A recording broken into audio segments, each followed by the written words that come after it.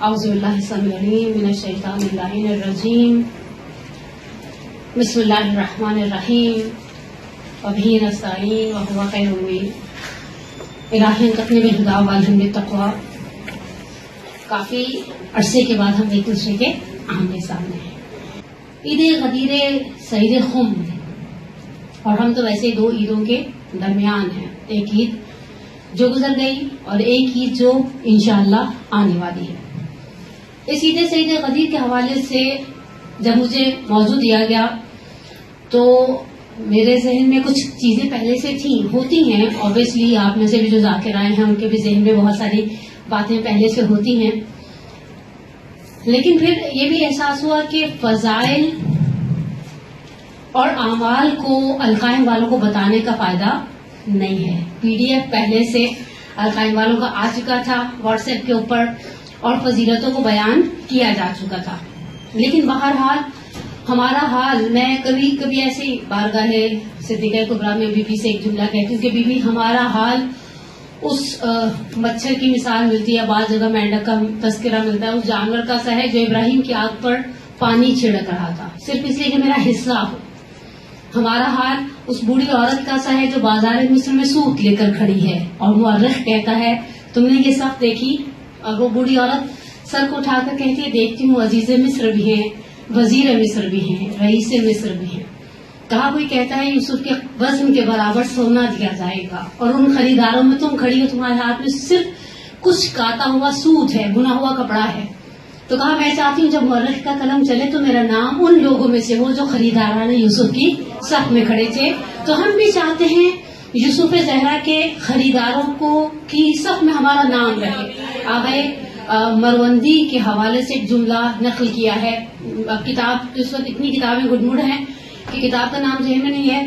کہا وابستہ رہو سید الشہداء کے دروازے سے کسی بھی طرح سے, چاہے عزاداروں کے جوتے جفت کرو, چاہے چائے بناؤ, چاہے چائے سرو کرو, چاہے چاندیاں بچھاؤ, چاہے چاندیاں اٹھاؤ, تو پروردگار انشاءاللہ ہمیں امیر المومنین کے سفرہ ولایت سے متمسک رہنے کی توفیق عطا فرمائے, اور پروردگار انشاءاللہ اس نعمت عظمیٰ جو آنے والی ہے. اول درس ہے, نارملی دعا ہمیشہ میں آخر درس میں مانگتی ہوں, لیکن اول درس میں کہوں پروردگارہ خوشی کا موقع ہے. جب ہم جیسے روسیاہوں کے گھر کوئی خوشی کا موقع آتا ہے, خدا بچوں کی شادیاں ہوتی ہیں, کوئی بچے کی ولادت ہوتی ہے, آ کر کھڑا ہونے والا صرف ایک بات کہتا ہے باجی مبارک ہو. اور ہم تمام وجود کے ساتھ ریئلائز کرتے ہیں کہ باجی مبارک ہو اصل میں کیا کہہ رہی ہے, یو شوڈ گیو می. اب آپ اپنا والیٹ کھولیں کچھ دیں. ہم کہتے ہیں اتنی بڑی خاندان پیغمبر کی خوشی تھی. میں صاحب الغدیر, میری جان قربان ہو جائے, اللہم محمد عبد الحسین امینی صاحب الغدیر کی جگہ جگہ کہتے ہن اونی یا رسول اللہ. اللہ کے رسول کہتے تھے مجھے مبارکباد دو, مجھے مبارکباد دو, مجھے مبارکباد دو. یا رسول اللہ ہم کھڑے ہیں مبارکباد دینے کے لیے, امیر المومنین ہم کھڑے ہیں مبارکباد دینے کے لیے. آپ نے خیمہ نصب کروایا.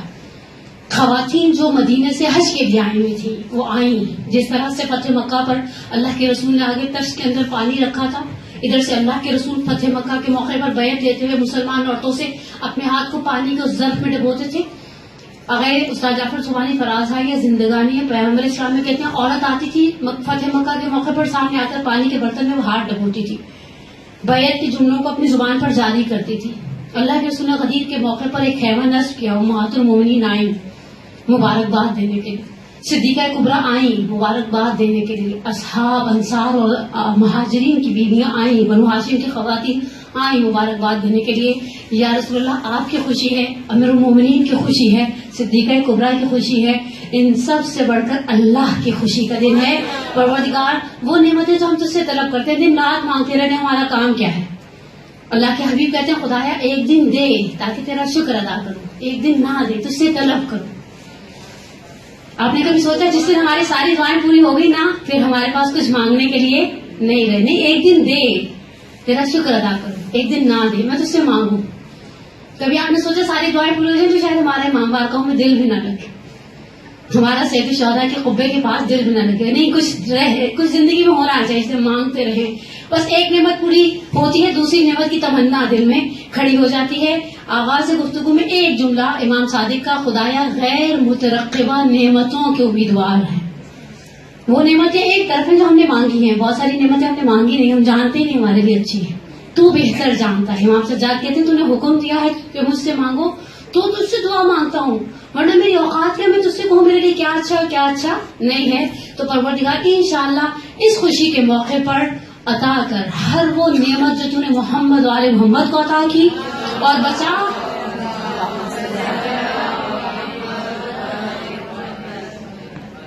اتنی ٹھنڈی سلوات میں سولجر گزارا والا برداشت نہ کروں، آپ ہی کیسے کر لوں.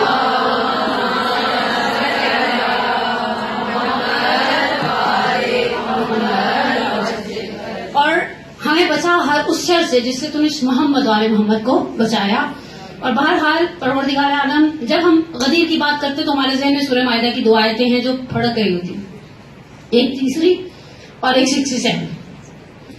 تیسری میں ہمیں یاد آ جاتا ہے اليوم یئس الذین کفروا من دینکم ولا تخشوهم واخشونی اليوم اکملت لکم دینکم واتممت علیکم نعمتی ورضیت لکم الاسلام دینا. یا 67 یاد آ جاتی ہے. اللہ میں کی ٹون بڑی سخت ہے، بلی پروردگار ایسا لہجہ تو نے حبیب کی ہمیشہ ناز برداری کی، تو نے ہمیشہ اپنے حبیب کی ناز برداری، اور بڑے عجیب انداز سے آپ کبھی کبھی قرآن کی ٹونز کو دیکھیں. ہم زندگی میں کہتے ہیں نا کہ ٹونز الفاظ سے زیادہ لاؤڈلی اپنا میسج کنوے کرتی ہیں. آپ خدا کی بات جگہ اتنے لاڈ اٹھائیں کہ تو نے اپنے اس حبیب کے. موسیٰ ابن عمران اس افضلیت کے ساتھ 300 سے کے لگ بھگ آیات وابستہ ہیں موسیٰ ابن عمران کے ساتھ. انبیاء میں سب سے زیادہ جس نبی کا تذکرہ قرآن میں ملتا ہے کچھ جگہ جگہ پھیلا ہوا، وہ موسیٰ ابن عمران علیہ وعلیٰ نبینا افضل الصلاۃ والسلام ہے. لیکن جب اس موسیٰ کی بات کی کہا وہ جاء بمیقاتنا، موسیٰ ملاقات کو آئے. اپنے حبیب کی اتنی ناز برداری کی. سورہ مبارکہ اسراء میں کہا سبحان الذی اسری بعبدہ لیلا من المسجد الحرام الى المسجد الاقصی بارکنا حولہ. پاک ہے وہ جو ذات جو لے گئی. اچھا کہاں وہ لے گئی والی ذات؟ ہم نے رائڈ بھی بھیجا، ہم نے گائیڈ بھی بھیجا، اور پھر ملکوت اعلیٰ کی سیر کرائی. کہاں یہ بلیغ والی جو؟ اگر آپ قرآن کا اساسی اسلوب سمجھیں، قرآن کا مخاطب سمجھیں، قرآن میں مخاطب کرنے کے دو انداز ہیں پروردگار عالم کے. پہلا ایک انداز ہے جس میں ڈائریکٹ وہ اپنے حبیب سے مخاطب ہے، ڈائریکٹ اپنے حبیب سے مخاطب ہے. اللہ بھی اپنے نبی کو پیغام دیتا ہے اور کبھی نبی کے ذریعے امت کو دیتا ہے، جسے کہا جاتا ہے قل، اے حبیب کہہ دو. پیغام ہمارا ہے، دینے کے لیے ہم نے تمہیں چن لیا. قل یا ایھا الکافرون قل ھو اللہ احد. او ہمارے پاس الحمدللہ آیات ہیں قل کے آواز سے ہونے والی. لیکن پروردگار کبھی حبیب سے ڈائریکٹ مخاطب ہے، کبھی حبیب سے خطاب نہیں، امت سے خطاب ہے. میں جس آیت کو آج سرنامہ کلام بنا رہی ہوں سورہ مبارکہ آل عمران کی آیت نمبر 144. سورہ مبارکہ آل عمران آیت نمبر 144. پروردگار عالم فرماتا ہے محمد وما محمد الا الرسول قد خلت من قبلہ الرسل افإن مات او قتل انقلبتم على اعقابکم ومن ينقلب على عقبیہ لن یضر اللہ شیئا سیجزی اللہ الشاکرین. اگر آپ اس آیت کو تفصیل سے پڑھنا چاہیں، سید احمد معتصم سوڈانی، بہت ہی پیاری کتاب حقیقت گمشدہ، اردو میں کتاب ہے، اور اردو کی کتابیں میرے پاس ریئر ہی ہوتی ہیں، اس لیے مجھے جب کوئی اچھی کتاب ملتی ہے تو میں اس کا ریفرنس ضرور دیتی ہوں. آج سرنامے کے طور پر جو آیت پڑھی جائے گی وہ آئے 144 سورہ مبارکہ آل عمران، تیسرا سورہ قرآن کا، اور آیت کا نشان 144. پروردگار اس آیت، ان دو آیتوں کے درمیان ہم اپنی گفتگو کو مکمل انشاءاللہ بے امید پروردگار کریں گے. پہلی وہی آیت سورہ آل عمران کی آیت نمبر 144، دوسری آیت نمبر 67 آف مائدہ. پروردگار اس آیت کے اندر سورہ مبارکہ مائدہ، سورہ مبارکہ آل عمران کی آیت کے اندر کہتے ہیں محمد وما محمد الا رسول.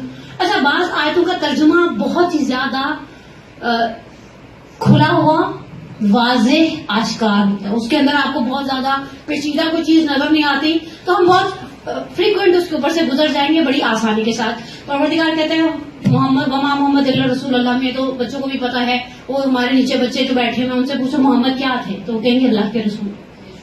قد خلت من قبلہ الرسل، اس سے پہلے انبیاء آئے اور چلے گئے. آپ گھر جا کر ایک دفعہ ترجمہ ضرور دیکھیے گا. ترجمے کے معاملے میں کبھی بھی ریسائٹر پر بھروسہ نہ کریں، مومن زور باور ہوتا بھی نہیں. ایسے کیسے آپ نے کہہ دیا تو ہم نے مان لیا. کل میرے پاس ایک روایت واٹس ایپ پر آئی تھی، آگ کے والدین یعنی اولاد والدین کو آگ کرنے کا اختیار رکھتی ہے. تو ہم نے ہمارے خاران کا ایک گروپ ہے، خاران مکتب ولایت کے نام سے اس میں ڈالا. میں نے کہا اس میں صرف ایک بحث کی جگہ ہے، انہوں نے کیا خصال جلد اول، خصال کی ایک ہی جلد ہے، انہوں نے جلد اول کیسے کہہ دیا؟ تو انسان اپنی عقل کو بھی استعمال کرتا ہے. آپ ترجمے پہ میرے اوپر بھروسہ نہیں کرے گا، گھر جائے قرآن کھولے، ایپس کے اندر قرآن پڑے ہوئے ہیں، شیعہ ٹول کٹ کے اندر ہے، آپ ترجمہ دیکھیں. قد خلت من قبل الرسول، اس سے پہلے نبی آئے اور چلے گئے. اچھا، انبیاء کی سنتیں ایک جیسی رہی ہیں. انبیاء کے نے ہر نبی نے جس دن اپنا جانشین، اپنا وسیع معین کیا، اس دن کو عید قرار دیا. آپ روایات کو اٹھا کر دیکھیں، امام صادق کہتے ہیں یہ غدیر پہلی ایسی عید نہیں ہے جس دن اللہ کے رسول نے علی کو جانشین کے طور پر، وسیع کے طور پر، خلیفہ کے طور پر معین کیا اور اس دن کو عید قرار دیا. اس سے پہلے جتنے انبیاء تھے جس دن کو انہوں نے نامینیٹ کیا ہے کہ یہ ہمارے وسیع کی جانشینی کا دن ہے، گزشتہ انبیاء امتوں نے اس دن کو عید قرار دیا ہے. پروردگار کہتا ہے قد خلت من قبل الرسول افإن مات أو قتل. آیت کا خوبصورت نقطہ توجہ اور دقت طرف نقطہ یہ ہے، افإن مات أو قتل، اگر محمد مر جائیں یا قتل کر دیے جائیں. اب یہاں انہوں نے اتنی بحث تفسیر کی اٹھائی ہے کہ جب قتل کے مقابلے میں آتا ہے مات، تو مات سے مراد طبیعی موت ہے، ایسے کر کے جو انسان مر جاتا ہے، جس کے لیے ہم اپنے آپ کو ذہنی طور پہ تیار نہیں پاتے. میں سارے سوال کی مجلس سے بہت ریئر پڑھتی ہوں، لیکن جب پڑھتی ہوں نا اگلے بیچارے انتظار کرتے ہیں کب اترے گی اور جائے گی کب گھر.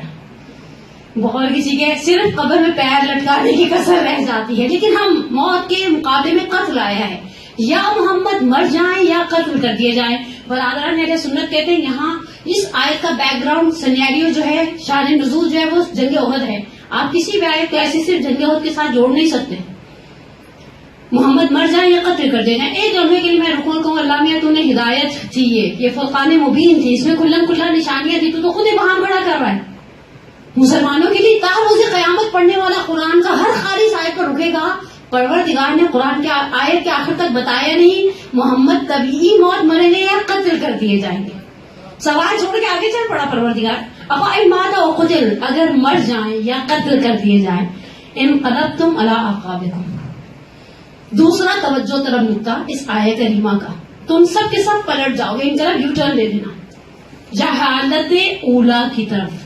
جیسے پہلے جائے گے نا ویسے واپس جاہل ہو جاؤ گے. جس طرح انسان کی باڈی کے لیے پروردگار کہتے ہیں وَمَن نُعَمِّرْهُ نُنَكِّسْهُ فِي الْخَلْقِ. ہم آپ نے دیکھا انسان ایسا ایسا وہ پہلے کی طرح ہوتا جاتا ہے، دانت بھی نکل جاتے ہیں، چلنے کی طاقت بھی، بعض کا تھوڑا سا بہت زیادہ عمر ہو جائے تو انسان 4 پیروں سے چلنے لگ جاتا ہے، گھٹنیوں واپس.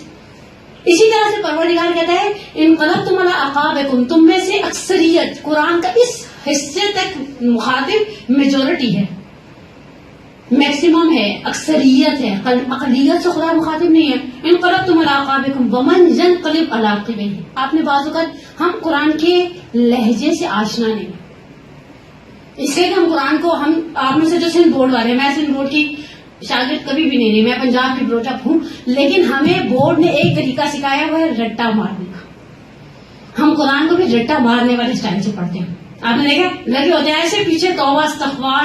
اور یہ بات میں نے ارکان کی مومنات کو پہلے بھی کہی ہے، سورہ مبارک یاسین سے کے ساتھ آگے پیچھے 2 صورتیں آتی ہیں، سورہ سبا اور سورہ فاتر ہے. اچھا لگ بھگ اتنا ہی حجم ہے، کوانٹٹی اتنی ہے.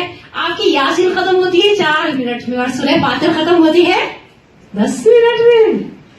کیوں ختم ہوتی ہے؟ اس لیے کہ یاسین روز پڑھتے ہیں، وہ والی سورہ روز پڑھتے نہیں ہے. اور اس سے بھی ہم طے نہیں کر پاتے ہم قرآن جس طرح دعا ہم پڑھتے ہیں کرتے نہیں ہیں.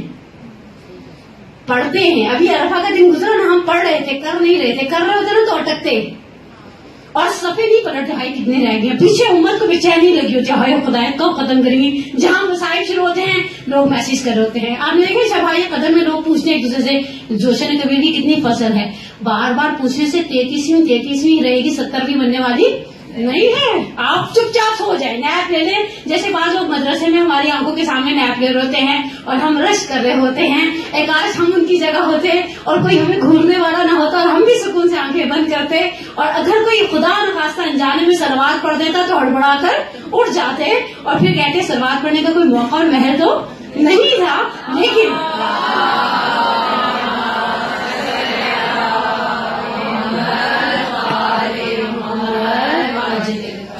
لیکن پروردگار کا یہاں لہجہ بہت عجیب ہے. ہم جس سے محبت کرتے ہیں اس کا لہجہ سمجھتے ہیں. اب میں جو جملہ کہنے نا ماں کو بڑے چبھے گا، آپ کہیے گا نیچے کوآرڈینیٹر سے کہ یہ جملہ کاٹ دیں ریکارڈنگ میں سے. نہیں، ہم جن سے محبت کرتے ہیں ان کا لہجہ سمجھتے ہیں. امی اس نے بیچاری امی کہا، ہم نے ٹون سے سمجھ لیا کہ کچھ غلط ہو گیا. شوہر نے فون ایک دم کاٹ دیا، ہم اسے کاٹنے سے سمجھاتے ہیں کچھ گڑبڑ ہو گئی ہے. ساس نے سب کے سامنے کا دلہن ادھر تو آنا، کتنا پانی ہو گیا امی اب کیا ہوا ہے. ٹھیک ہے نا، ہم جن سے محبت کرتے ہیں لہجہ سمجھتے ہیں، ہم اسی امی، اسی دلہن، اسی بیگم، اسی باجی، اسی بھابھی میں سے سمجھ جاتے ہیں کب سامنے والا اپریشیٹ کر رہا ہے اور کب سامنے والا مہمانوں کے نکل کے جانے کا انڈیکیٹر دے رہا ہے، ان کو جانے دو پھر بتاتا ہوں. ہمیں خدا سے محبت نہیں ہے. محبت ہوتی تو ہم لہجے کے آشنا ہوتے ہیں. محبت ہوتی تو ہم کہتے ہیں، آپ لہجہ دیکھیں گا، کبھی کبھی ہمارا لہجہ ہوتا ہے ڈیم کیئر. آپ ہمیں نہیں پوچھتے، ہم نے آپ کو کچھ، آپ نے قربانی کا گوشت نہیں بھیجا، ہم نے بھی آپ کو قربانی کا گوشت نہیں بھیجا. ہماری باڈی لینگویج، ہمارے اعمال، ہماری افکار، ہماری زبان، ہماری آنکھوں کی پتلیوں کی رد و بدل بتاتی ہے ہم سامنے والے کا بیسک میسج لے چکے. اللہ کا یہاں لہجہ پتہ ہے کیسے؟ ڈیم کیئر والا. ہمارے پنجابی میں ایک لفظ ہوتا ہے ٹٹھے کھونچ جاؤ، پرواہ نہیں ہوگی تمہاری. وَمَنْ يَنْقَلِبْ عَلَىٰ عَقِبَيْهِ لَنْ يَضُرَّ اللَّهَ شَيْئًا. جو پلٹ جائے گا خدا کو نقصان پہنچنے والا نہیں ہے. سیجزی اللہ شاکرین. پروردگارہ قتل محمد کی بات ہے، مرگ محمد کی بات ہے، اور تو کہتے ہیں سیجزی اللہ شاکرین، ہم شکر کرنے والوں کو جزا دیں گے.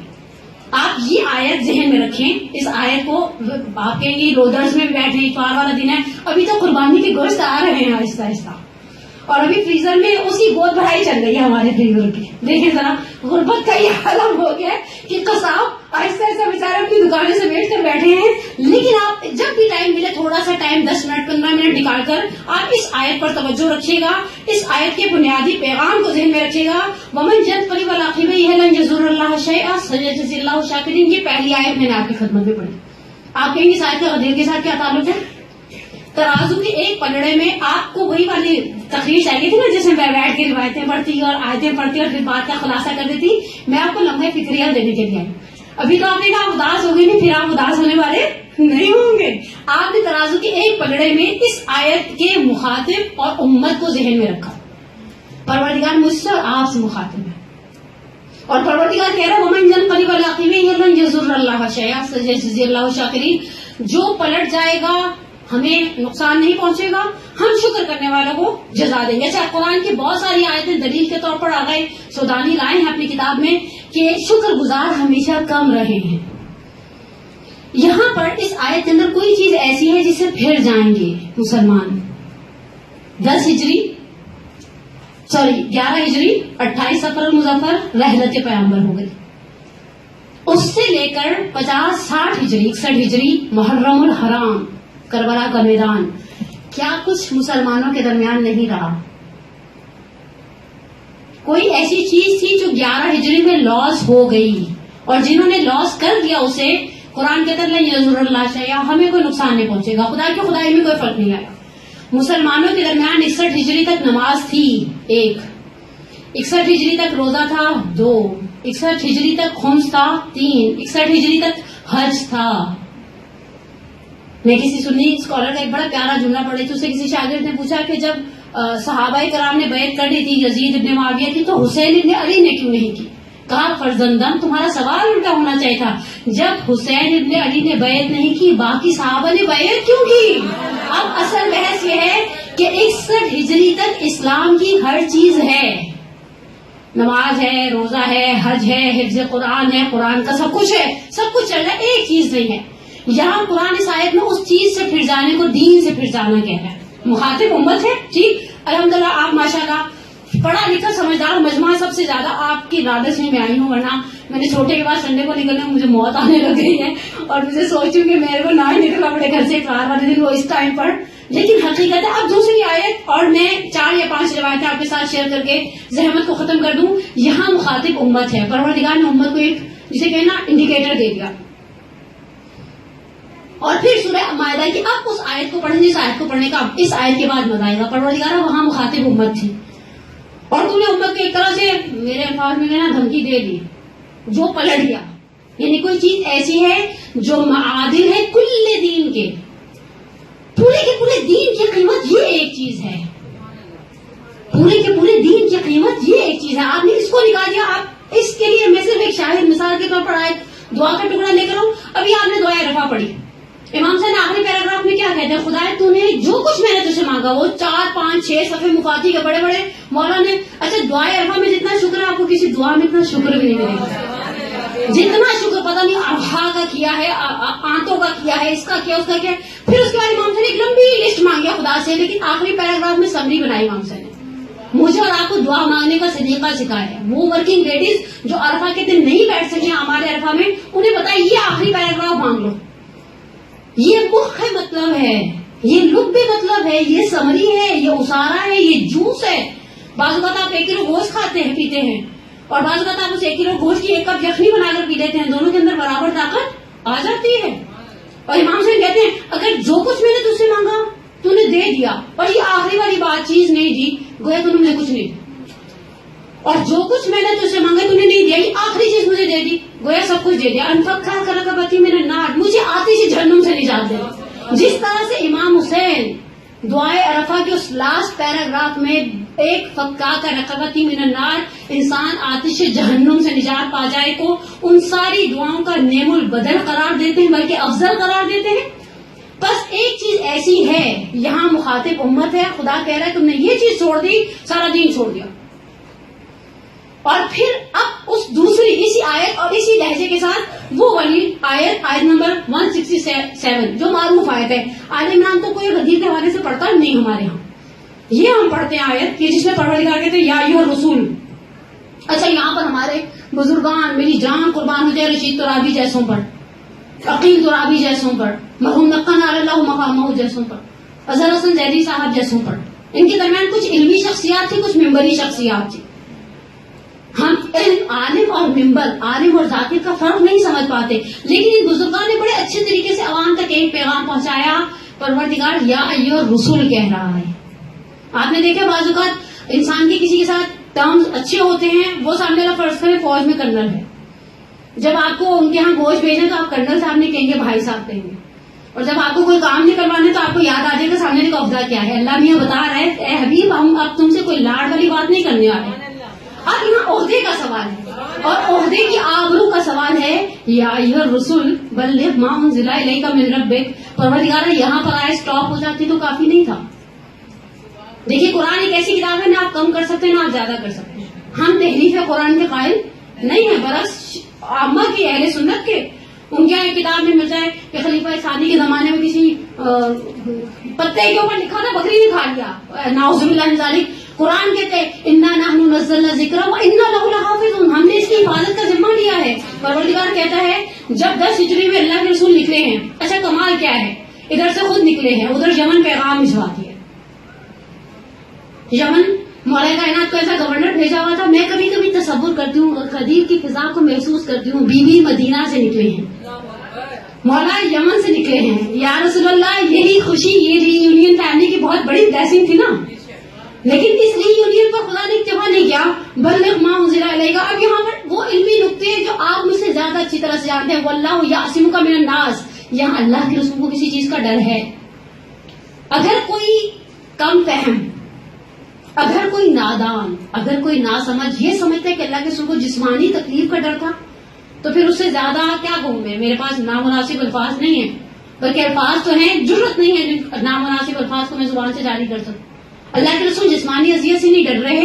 ایک خوف ہے جھٹلائے جانے کا, جھٹلائے جانے کا. میں حدیث پڑھتی ہوں, حدیث قرطاس, تو میں کہتی ہوں اللہ کے رسول کے لیے زیادہ صدمہ اس بات کا نہیں ہوگا کہ قلم اور قرطاس نہیں دیا گیا. یہ میں نام نہیں لینا چاہتی, یہ جو آ جاتے ہیں کبھی کبھی اینکر بن کر اور کبھی کبھی مذہبی ملا بن کر. میرے پاس ان کا ایک کلپ آیا تھا, نام نہ لوں تو اچھا ہے, ویسے بھی پچھلے کچھ عرصہ مذہبی وزارت مذہبی امور کے اندر رہے ہیں. انہوں نے کہا اس سے پہلے اللہ کے رسول نے عمر سے پہلے علی سے مانگا تھا قلم اور کاغذ, ابن عباس سے مانگا تھا کاغذ. آپ لا کر تو دیں ہمیں کوئی ایسی حدیث, ہماری کتابوں سے لا کر دیں نا کہ مولا کائنات سے مانگا تھا کاغذ اور قلم. اللہ کے رسول کی یہ چیز کتنی تکلیف دی ہوگی کہ کہا جائے کہ ان الرجل لا یحجر, یہ ہذیان بکر, نعوذ باللہ من ذالک ثم نعوذ باللہ من ذالک. اللہ کے رسول کو خوف ہے, واللہ یعصمک من الناس, پروردگار تمہیں بچا لے گا, اب بچا لے گا. اب یہ ایک کام تھا, ان لم تفعل فما بلغت رسالتہ. یہ وہی لہجہ ہے جو امت کے ساتھ تھا. ابھی اگر تم نے یہ نہیں کیا, اللہ کے رسول 23 سال کون سی محنت ہے جو آپ نے نہیں کی. ساری محنتوں کا اسارہ اس ایک پیغام کو پہنچانے میں ہے. یہ پیغام اتنا اہم ہے, اس پیغام کے اندر دین کی اساس ہے. عزیزان من, جس نے اس پیغام کو ہاتھ سے کھو دیا, جس نے اس پیغام کو, آپ پیغام کی عظمت سمجھیے. ایک شخص امام صادق ہے, صادق محمد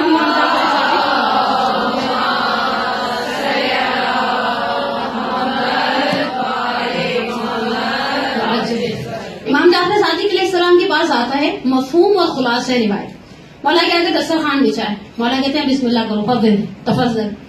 کہتے ہیں نہیں, مجھے قرآن کی ایک آیت اتنی نعمتوں کو کھانے سے روکتی ہے. مولا نے کہا وہ کون سی قرآن کی آیت ہے جو تمہیں روکتی ہے؟ کہا قرآن کہتے ہیں یوم الدین لتسألن یوم الدین عن النعیم, ہم قیامت کے دن نعمتوں کا سوال کریں گے. آقا سید ہاشم رسولی محلاتی شیخ حدیث میں کہتے ہیں, امام صادق کہتے ہیں تم نے یہ سوچا خدا ان نعمتوں کا حساب لے گا؟ یہ تو ایک قریب کو زیب نہیں دیتا نا. آپ ہمارے گھر آئے, چائے پیا, ہم آپ سے پوچھا آپ نے کتنے بسکٹ کھائے, آپ کہیں گے یہ کیسی عورت ہے, بلائے کیوں تھا؟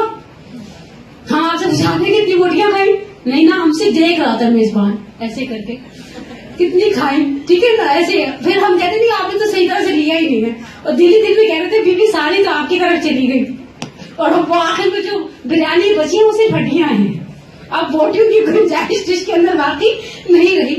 کہا کہ وہ کون سی نعمت ہے؟ کہا یہ لتسألن عن النعیم, ہم قیامت کی نعمتوں کا سوال کریں گے. کہا یہ ایک قریب فرد کو زیب نہیں دیتا, تم سے چھوٹی چھوٹی نعمتوں کا سوال کرے. کہا مولا یہاں نعمت کی جمع ہے, لفظ نعیم ہے, نعمتیں. کہا سب سے پہلی نعمت جس کا خدا پورے صراط پر سوال کرے گا وہ ہم محمد والے محمد کی ولایت ہے. اس ولایت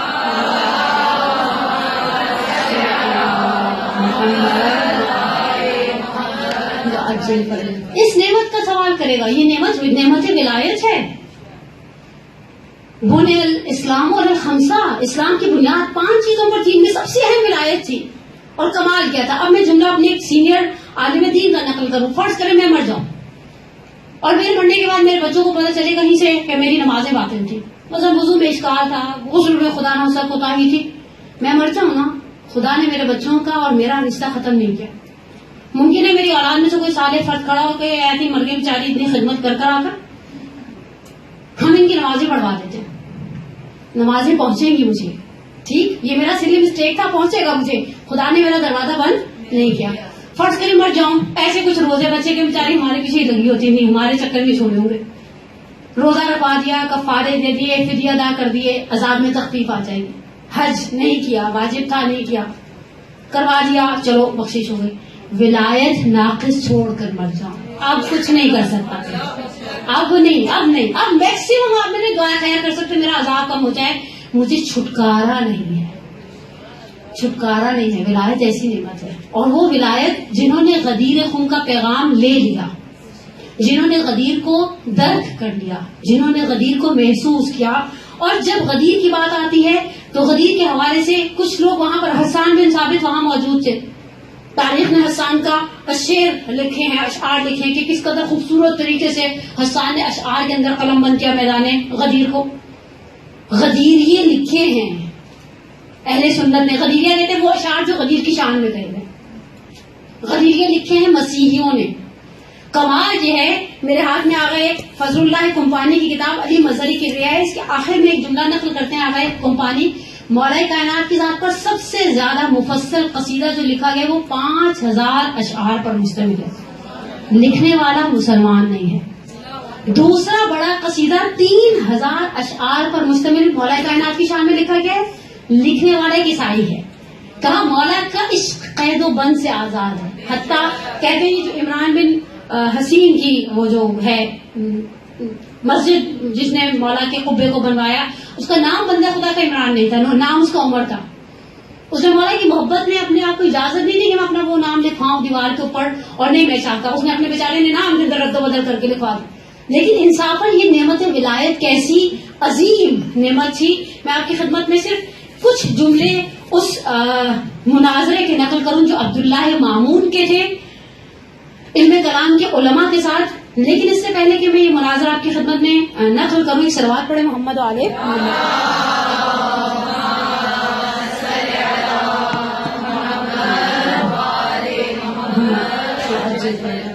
انہوں نے پوری بحث کے ساتھ پیچھے سے یحییٰ ابن اقسم نے, جبکہ وہ بغداد کے قاضی القضاۃ ہیں, قاضی القضاء یعنی چیف جسٹس, میرے پاس پیغام بھیجا کہ امیر المومنین اس کے الفاظ ہیں، میرے نقل کفر نہیں ہوتی، اس کے الفاظ ہیں، امیر المومنین سے مراد عبداللہ مامون، ہارون رشید کا بیٹا مامون رشید، کل صبح میں مسجد میں 40 افراد کو لے کر خدمت میں جاؤں جو سب کے سب فقیہ ہوں، جواب دے سکیں. خیر یہ 40 لوگوں کو لے کر پہنچا.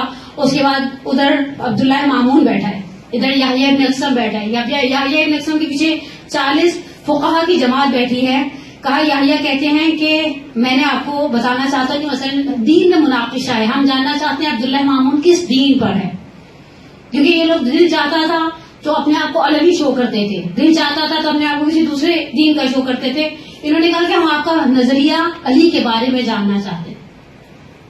اب میں نے اس مناظرے کو خلاصۃ الغدیر سے لیا ہے. الغدیر کا خلاصہ اردو زبان میں حجت الاسلام والمسلمین علی اصغر مروج ہے، واللہ عالم، کیونکہ زیر زبر پیش پوشی دیا ہوا. خراسانی کہتے ہیں کہ ہم لوگ جب بیٹھے، سارے کے سارے لوگ بیٹھے، تو امیر المومنین نے کہا کہ مجھے عہد رسول کے ایسے شخص کے بارے میں بتاؤ جو دوسروں سے افضل ہو. اصل مجھے تعجب ہے اس افراد پر. خود ابن ابی الحدید معتزلی نے شرح نہج البلاغہ میں ایک جملہ کہا ہے، الحمدللہ الذی قدم المفضول علی الفاضل، خدا کی حمد و ثنا جس نے کمتر کو برتر پر فضیلت دی. اگر آپ کے پاس خدا نخواستہ کان میں تکلیف ہو جائے، آپ کے پاس 2 چوائسز ہوں، ایک آپ نارمل فزیشین کو دکھائیں، آپ ایک کسی بڑے اچھے والے ENT کو دکھائیں، آپ کس کے پاس درد لے کر جائیں گے؟ ENT کے پاس. آپ کے پاس انتخاب کا حق دیا جائے، ایک آلو چالو سی درجن کا اور ایک اچھے ٹیلر کا، ریٹ دونوں کے سیم ہو، آپ کس کے پاس جائیں گے؟ کامن سینس کی بات ہے. جب ہم گھر میں رہنے والی عورتیں لہسن پیاز کاٹنے اور چھیلنے والی عورتیں جانتی ہیں کہ اگر 2 کا انتخاب کا حق دیا جائے تو ہم بہتر کو لیتے ہیں. امت کے عقل پر پتھر پڑ گئے تھے، امت کے عقل پر پتھر پڑ گئے تھے. مولا اس حدیث غدیر سے استدلال کرتے ہوئے انصار اور مہاجرین کے دروازوں پر گئے ہیں. مولا اس حدیث غدیر، حدیث ثقلین، حدیث منزلت، حدیث تیر سے استدلال کرتے ہوئے انصار اور مہاجرین کو گواہ بناتے رہے ہیں. حتیٰ شیخ توسی علیہ رحمہ پر میری جان قربان ہو جائے، مولا کائنات کے حرم کے دربانوں میں سے آج بھی ان کی قبر مطہر حرم امیر المومنین کے باہر موجود ہے. لیکن مولا کائنات کے احتجاج خلیفہ اول کے ساتھ انہوں نے نقل کیا ہے کہ مولا کہتے ہیں تم نے کس حساب سے اپنے آپ کو خلیفہ رسول کہا میری اور رسول کی قرابت اچھی تھی، کہا میری اور رسول کی قرابت سے زیادہ اچھی قرابت تھی. خود مولا کائنات خطبہ شخصیہ میں فرماتے مولا مجھے اس طرح سے علم سے سیراب کیا جیسے پرندہ دانے کو سیراب کرتا، اپنے بچے کو سیراب کرتا ہے دانے سے. کہا کہ تم بتاؤ افضل کون تھا اس زمانے میں، رسول اللہ کے زمانے میں؟ اسحاق کہتے ہیں میں نے سر کو جھکا دیا، یعنی یہ جو قاضی القضاء یحییٰ ابن اقسم ساتھ علماء اور فقہاء لے کر آئے ہیں، سر کو جھکا دیا. کہا کہ اگر یہ تم سمجھو کہ خلیفہ اول افضل تھے. اب بہرحال بعض ویسے انہوں نے بڑی عجیب قسم کی دلیل کے طور پر لے کر آئے ہیں. آپ سوچیے کس طرح سے کوئی کہہ سکتا ہے کہ ایک ایسا شخص جس نے اپنی زندگی کے کئی سال شرک میں گزارے ہیں، بت پرستی میں گزارے ہیں، رزق اور آسان گناہوں کے ساتھ گزارے ہیں، آپ کیسے اس کو کسی ایسے شخص کے ساتھ؟ خود اہل سنت کا کرم اللہ وجہہ کہنا سب سے بڑی دلیل ہے کہ کوئی مولا کی برابری اصحاب پیغمبر میں نہیں کر سکتا. اس سے پہلے کہ یہ مامون کے جملے آپ کی خدمت میں نقل کروں، عبداللہ جو ہے یہ احمد بن حنبل کے فرزند ہیں. سید عبداللہ فاطمیہ روزہ استاد میں نقطہ گفتہ میں ایک جملہ عبداللہ کا نقل کرتے ہیں. کہا میں نے ہمیشہ دیکھا میرے والد کا بڑا رجحان تھا مولا کائنات کی نسبت، بڑی عقیدت تھی، لیکن جو علم رکھتا ہے وہ آٹومیٹکلی عقیدت بڑھ جائے گی. علم کا سب سے بڑا کمال یہ ہے یا یہ محبت بڑھا دیتا ہے یا یہ نفرت بڑھا دیتا ہے. تیسری چوائس آپ کے پاس نہیں رہنے دیتا. آپ شمر کے بارے میں پڑھتے جائیں آٹومیٹکلی نفرت بڑھ جائے گی. آپ اصحاب سید الشہداء کے بارے میں پڑھتے جائیں آٹومیٹکلی محبت اور معرفت بڑھتی چلی جائے گی. کہا کہ میں نے دیکھا میرے باپ کے دل میں بڑا احترام ہے علی مرتضیٰ کے حوالے سے. کہا کہ ہمارے گھر پر چونکہ عالم ہے اور بھارت بڑا مقام ہے علماء اہل سنت میں، حنبلی فرقہ ہے باقاعدہ مخصوص ان کے ساتھ، علماء اہل سنت کے ایک ڈیلیگیشن آئے آ کر بیٹھے، چائے وائے لوازمات چل رہے تھے. اس کے بعد ایسی بحث سے بحث، بعض کا ہوتا ہے نا کلام یہ جرل کلام. ہم کبھی کبھی ذاکروں کے ساتھ کسی لنچ پہ بیٹھتے ہیں، ہم کہتے ہیں ہم ایک کہیں بیٹھے ہوں تو بولنے کی مجال نہیں دیتے، 6 برس 12 ذاکرہ ایک چھت کے نیچے بٹھا دی جائے، ہر بولنے سے آواز آ رہی ہوتی.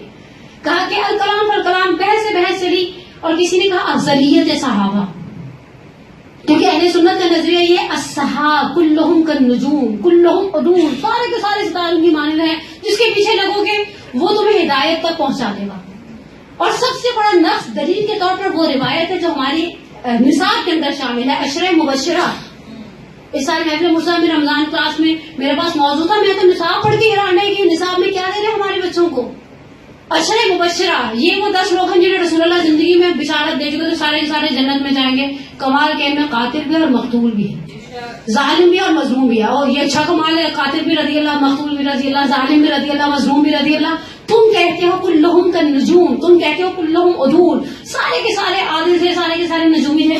کہا افضلیت صحابہ کی میں سے کچھ تو تھے جن کا کریڈٹ زیادہ تھا. کہا ایک شخص کھڑا ہوا، عبداللہ ابن احمد ابن حنبل کہتے ہیں، ایک کھڑا ہوا اس نے کہا ابو ذر. اچھا باقی سامنے علماء بیٹھے ہیں نا، میری طرح کے جاہل لوگ تو نہیں بیٹھے ہوئے. ایک نے کہا اگر آپ کہہ رہے ہیں ابو ذر تو دلیل کے طور پر آئے تھے، روایت نے کہا ہے. کہا اللہ کے رسول نے کہا تھا یا ابا ذر اکرم انت منا اہل البیت، تمہارا مقام بہت ہے، تم ہم اہل بیت میں سے. دوسرے نے کہا نہیں سلمان. کہا کیوں؟ کہا سلمان کے سامنے جب مناقشہ تھا کہ سلمان کس قبیلے کے ہیں تو اللہ کے رسول نے کہا سلمان محمدی ہیں. تیسرا نے کہا عمار، الحق مال عمار والعمار مال حق، حق عمار کے ساتھ ہے، عمار حق کے ساتھ ہے. خیر بحث چلتی رہی، ہر مولوی ایک دلیل دیتا رہا. بحث ختم ہو گئی، مولوی ابھی چائے پہ اپنے گھر چلے گئے.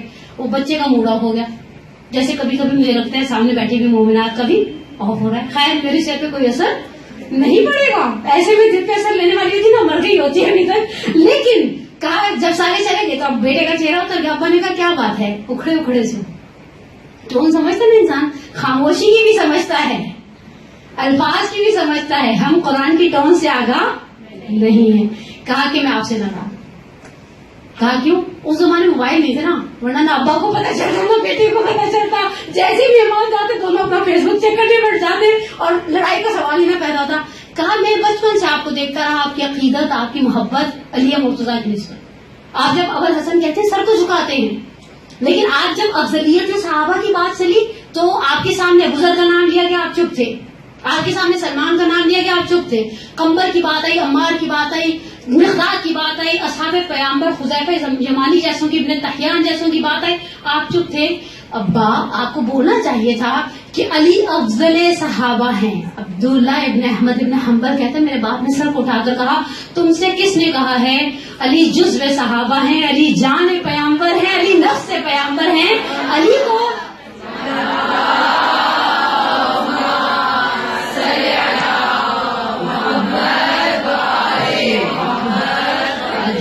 امیر المومنین کو کسی سے ملایا نہیں جا سکتا. خود مولانا نے خطبہ شکیہ میں کہا ہے، جب شورا میں خلیفہ ثانی نے شورا بنائی اور کہا ہے یہ 6 لوگوں میں سے اگر 3 ہو جائیں تو یہ کرنا، اگر 4 اور 6 2 ہو جائیں اس طرح سے کرنا. اور کہتے ہیں یہ کم مصیبت ہے، اب تو معاویہ اپنے آپ کو میرے جیسا سمجھنے لگ گیا. یہ خطبہ شکیہ میں مولا کا درد ہے، جس کے مقابلے میں مولا کہتے ہیں میں نے 25 سال کیسے گزارے، فی حلق شجا وفی عین قضا، میری آنکھ میں کانٹا تھا، گلے میں ہڈی تھی. کہتا عبداللہ ابن مامون پوچھتا ہے اسحاق سے، خلیفہ نے پوچھا اسحاق تم حدیث ولایت کی روایت کرتے ہو؟ یہ جو حدیث ابھی پڑھی جائے گی من کنت مولا فہذا علی مولا، حدیث ولایت کی روایت کرتے ہو؟ میں نے کہا قال بلا یا امیر المومنین، میں روایت کو نقل کرتا ہوں. کہا اس روایت کو بیان کرو. کہا کیا یہ روایت خلیفہ اول اور ثانی پر کوئی ذمہ داری عائد کرتی ہے؟ اسحاق کہتا ہے میں نے کہا یہ کہتے ہیں یہ زید بن حارثہ کی وجہ سے نقل ہوئی ہے. اچھا عبداللہ مامون بہت شاطر آدمی تھا اور جسے کہتے ہیں انٹلیکچوئلز میں سے تھا، بڑا ہوشیار. ہمارے پنجاب میں کہتے ہیں کنٹپٹا تھا، چلاک لڑکا تھا. اس نے کہا اچھا تمہارے خیال میں یہ من کنت مولا فہذا علی مولا کس موقع پر تھی؟ کہا یہ اصل میں علی کی اور زید کے درمیان کچھ کھٹپٹ ہو گئی تھی. تو اللہ کے رسول کے پاس زید ابن حارثہ آئے شکایت لے کر، تو رسول اللہ نے کہا کہ من کنت مولا فہذا علی مولا. کہا یہ رسول اللہ نے کب کہی؟ کہا یہ آخری حج پر کہی. کہا زید بن حارثہ تو غدیر سے بہت پہلے ہی مر چکے تھے. جنگ موتا 8 ہجری میں زید کی شہادت ہے. ابھی تو جب زید شہید ہوئے 2 سال ہو گئے تب اللہ کے رسول زید کو بلا کر قبر سے نکال کر کہیں گے ادھر آؤ میں تمہیں بتاتا ہوں من کنت مولا فہذا علی مولا. کہا اسحاق خاموش ہو گئے. کہا مجھے یہ بتاؤ اگر تمہارا 15 سال کا بیٹا لوگوں سے کہے جو میرا مولا ہے وہی میرے چچا زاد بھائی کا مولا ہے اور لوگ اسے جہالت اور نادانی کی بنا پر جھٹلائیں تو تمہیں وہ بات اچھی لگے گی یا بری؟ تمہارا 15 سال کا بیٹا لوگوں کو پکڑ کر کہے جو میرا مولا ہے وہ میرے چچا زاد بھائی کا مولا ہے جس کے اوپر میری اتھارٹی ہے. کہا کہ بالکل بری لگے گی. کہا تم اپنے بیٹے کے لیے 15 سال کے بچے کے لیے اس بات کو برا سمجھتے ہو اللہ کے رسول کے لیے یہ بات کبھی نہیں ہے کہ وہ امت کو چھوڑ کر چلے گئے. سب سے خوبصورت اس بات میں جو اس مناظرہ ہے وہ صرف ایک ہے, وہ حشام بن حکم کا ہے, اور جو مسجد جامع بصرہ کے اندر ہوا. مجھے اس مناظرے کو نہیں پڑھنا, دامن وقت میں اتنی گنجائش نہیں ہے, لیکن سید عبداللہ شبر نے حق الیقین میں نقل کیا. حشام سے اتنی محبت تھی کہ چھٹے امام کے صحابہ کہتے ہیں ہم خیمے میں موجود تھے منا کے, فخرج نفسہ, امام تھوڑی دیر گزرتے تھے اپنے سر کو خیمے سے باہر نکالتے تھے اور دور سے آنے والے گھوڑ سواروں کے چہرے دیکھتے تھے. راوی کہتا ہے میں نے امام کا بار بار سر کو نکالنا دیکھا اور بار بار دیکھا کہ امام گویا کسی کا انتظار کر رہے ہیں. اسی اسنا میں ایک لڑکا داخل ہوا جس کے چہرے پر لحیہ, ابھی داڑھی پوری طرح سے اگی نہیں تھی. کہا امام کھڑے ہوئے حشام کے احترام میں, کہا امام نے اس کی پیشانی پر بوسہ دے کے اسے وہاں بٹھایا جہاں امام خود بیٹھے ہوئے تھے. کہا پہلے مرحلے پر ہم یہ سمجھے آنے والا ولد عقیل میں سے کوئی ہے, اولاد عقیل میں سے, کیونکہ اولاد عقیل کا بے تحاشا واقع کربلا کے بعد احترام ہے. مسلم بن عقیل شہداء کربلا میں سے وہ ایک واحد شخصیت ہے جن کی پوری نرینہ اولاد ختم ہو گئی اس جنگ کے اندر. صرف ایک مسلم بن عقیل ایسی شخصیت ہیں, آغا علی نظری منفرد نے صحیفہ کربلا میں جو روایت کو نقل کیا ہے کہ پوری نسل منقرض ہو گئی مسلم بن عقیل کی. کام سمجھے اولاد عقیل میں سے کوئی ہے, اور امام اتنا احترام کرے. امام بیٹھے اور امام نے کہا ہے حشام بتاؤ مسجد جامع بصرہ میں تمہارے اور امر کے درمیان کیا گزری. کہا حشام نے سر کو جھکا کر کہا یبن رسول اللہ, حیات ہے, آپ بیٹھے. کہا امام نے پھر سے کہا حشام بیان کرو. کہا حشام نے سر کو, اچھا چھٹے امام کے 8 صحابہ ایسے ہیں جن کے نام حشام ہیں, تم نقل کرو. کہا مولا حیاتی ہے. کہا اذا امرتکم بشیء فافعلوہ, دیکھو جب ہم کسی چیز کا حکم دیتے نا پھر انجام دو, پھر یہ آگے سے بحث نہ کرو. حشام نے کہا مجھے پتا چلا وہ بیٹھتا ہے مسجد جامع بصرہ میں اور جو اس کے دل میں آتا ہے وہ کہتا ہے میں پہنچا. اچھا یہ کوفے کے رہنے والے حشام عراقی ہیں بیسیکلی. امام صادق اپنی زندگی کے 2 سال گزارے عراق کے اندر, ٹوٹلی 2 سال عراق میں رہے ہیں. یہ جو امام نے اتنے شاگرد عراق میں تیار کیے ہیں, یہ جو مسجد سہلا اور کوفہ کی روایتیں کہاں سے آئی ہیں آپ کے پاس؟ ایسا تھوڑی نا سہلا جا کر نماز پڑھنے سے پہلے مولا مدینے سے اٹھ کر آتے. وہ جو ہم ایام فاطمہ کی شہادت کی مجلس میں بھی پڑھتے ہیں کہ جب امام سے کسی نے آ کر کہا کہ ایک مومنہ کو تعزیانہ پڑھا ہے تو امام نے کہا اٹھو مسجد سہلا چلتے ہیں. امام صادق کا یہ وہ ٹائم پیریڈ ہے. امام صادق کا امام نے حشام نے کہا کہ میں مسجد بصرہ پہنچا اور مسجد کھچا کھچ بھری ہوئی تھی. کہا میں نے اپنے ہاتھ کو دور سے لہرایا اور دیکھا کہ امر سوالوں کے جواب دے رہا ہے. میں نے امر سے کہا میں سوال کرنا چاہتا ہوں. کہا لوگوں نے مجھے مڑ کر دیکھا اور احساس ہو گیا کہ میں بصرے کا رہنے والا نہیں. کہا یہ مسافر ہے. کہا میں لوگوں کو گزارتا ہوا امر کے قریب پہنچا اور میں نے امر سے کہا میں بہت دور سے آیا ہوں, میں مسافر ہوں, اگر میں آپ سے کوئی سوال کروں آپ جواب دیں گے. اور مولوی صاحب بیٹھے وہاں پر سوالوں کا جواب دینے کے لیے تھے. کہا یا آپ نے یا جواب دوں گا میں. کہا دیکھیں آپ پہلے مجھے گارنٹی دیں میرے سوال احمقانہ ہوں گے تبھی جواب دیں گے. اب یہ اس کو کہتے ہیں نا ناک کا بال نہ انسان آج کل کی خواتین ہاٹ پیک سے نکال لیتے ہیں, کوئی ایسا ایشو نہیں رہتا, لیکن یہ ناک کا بال بن گیا بیچارے کے. کہا یا بنیا اگر احمقانہ سوال ہوگے تب بھی جواب دوں گا. کہا جب سارے مجمع کے سامنے سے گارنٹی لے لی سوالوں کا جواب دے گا. میں نے پہلا سوال کیا آپ کی آنکھیں ہیں, کیا سوچا ہوا بیچارے نے, چھوڑا سمجھ گئے نا, اوکے. کہا ہاں یا بنیا ہے. کہا ان سے کیا کرتے ہیں؟ کہا ان سے چہروں اور رنگوں کو تشخیص دیتا ہوں. کہا پھر میں نے پوچھا آپ کا ناک ہے؟ کہا ہاں ہے. کہا اس سے کیا کرتے ہیں؟ کہا اس سے بدبو اور خوشبو کو تشخیص دیتا ہوں. کہا کان ہے؟ کہا ہے. اب میرا اندازہ اس کا بلڈ پریشر اگر اس کا بی پی آپریٹر پر رکھا جاتا تو 100% اس کا بلڈ پریشر ہائی ہونے کیا ہوگا کہ بھائی دیکھ نہیں لے میں آزا کی سلامتی کے ساتھ کروں ایک ایک کر کے آزائے رئیسہ گنوائے. کہا جب میں نے آزائے رئیسہ 5-6 گنوائی, آنکھیں ہیں, ناک ہے, زبان ہے, ہونٹ ہے, کان ہے, کہا یہ سب صحیح ہے یا خراب؟ میرا اندازہ ہے ایک بار 10 اور 80 ہوتا ہے نا نارمل بلڈ پریشر, اب اس کا بلڈ پریشر آسمان پر چلا گیا ہوگا. کہا ہے. کہا ٹھیک ہے یہ خراب. کہا سب کام کرتے ہیں. کہا اچھا مجھے بتاؤ دل ہے؟ کہا ہاں ہے. کہا دل کیوں ہے؟ کہا دیکھو یا بنیا آپ بیچارہ دل میں سوچ رہا ہوگا کہ آکاش سروتا ہوتا اور تیری گردن کی جگہ چھالیاں ہوتی, بہت ہی اچھا ٹک کر کے معاملہ ختم کرتا. کہا یہ سید الاعضاء ہے, میرا دل سید الاعضاء ہے. جب میرے اعضاء و جوارے کسی چیز میں مردد ہوتے ہیں, خواتین کا مجمع ایک زنانی مثال دوں, گوشت کو آئے ہوئے 20 گھنٹے فریج میں گزر جائیں, سونگتے ہیں, مشکوک ہو جاتے ہیں, ٹھیک ہے نا. پھر اب یہ ہمارا جسے حکم دیتا ہے دل کو, وہ کہتا ہے پھینک دو تو پھینک دیتے ہیں, وہ کہتا ہے قیمہ بنا دو تو کیوں نہ بنوا لیتے ہیں. اکثر خواتین بیچاری اپنے حصوں پر مطمئن نہیں ہوتی, کبھی گھر کے بڑوں کو چیک کراتی, کبھی بچوں سے کہتی دیکھنا ذرا دودھ خراب لگ رہا ہے, آلو خراب لگ رہے ہیں, فلانی چیز پھٹی ہوئی لگ رہی ہے. کہا اعضاء ہیں, کہا اعضاء صحیح ہے, کہا بالکل صحیح ہے. کہا پھر دل کیوں ہے؟ کہا جب اعضاء مردد ہوتے ہیں دل کی طرف رجوع کرتے ہیں. کہا اے امر, خدا نے تمہارے جسم کو بغیر امام کے نہیں چھوڑا, سید الامام دیا. اتنی بڑی امت محمدی کو بغیر امام کے چھوڑ دیا, اور کہا یا رسول اللہ آپ مر جائیں, پیچھے سے امت خود ہی اپنے لیے امام منتخب کرتے پھرے گی. جس طرح سے امت کے لیے ممکن نہیں اپنے لیے بہترین کو, یہ اختیار خدا نے ابراہیم کو نہیں دیا. اس عظمت کے ساتھ جب کہا کہ وَمِن ذُرِّيَّتِي قَالَ لَا يَنَالُ عَهْدِ الظَّالِمِينَ, یہ ہمارا عہدہ ہے, ہم اس طرح سے نہیں دیں گے. اور حقیقت ہے, میں آغا سیستانی کے جملے سے اپنی گفتگو کو خلاصہ کرنا شروع کروں, جس طرح سے بعثت رسول اللہ کے لیے, جی ہم مسلمانوں کے لیے بعثت کے بعد غدیر سے بڑی عید نہیں ہے. اور غدیر کی بات آئے اور الغدیر کی بات نہ ہو. میرے پاس آخری 14 یا 15 منٹ رہ گئے ہیں.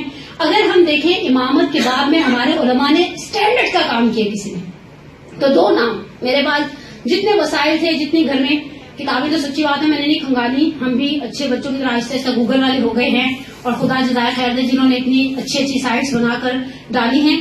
سب سے پیاری کتاب جو لکھی گئی ہے امامت کے باب میں وہ ابقات الانوار ہے. ہم بر صغیر پاک و ہند والوں کا شرف یہ ہے کہ لکھنؤ کے ایک عالم نے, سید حامد موسوی صاحب نے ابقات الانوار لکھی تھی اہل سنت محدث دہلوی کی تحفہ اثنا عشریہ کی رد میں, اور اس کی صرف باب امامت کے رد میں. اور پھر کوئی سنی جرت نہیں کر سکا ابقات الانوار کی رد لکھنے کے لیے. اور سب سے پیارا کام یہ وہ, یہ کتاب فارسی میں لکھی گئی, آغا میدانی نے اسے عربی میں ترجمہ کیا.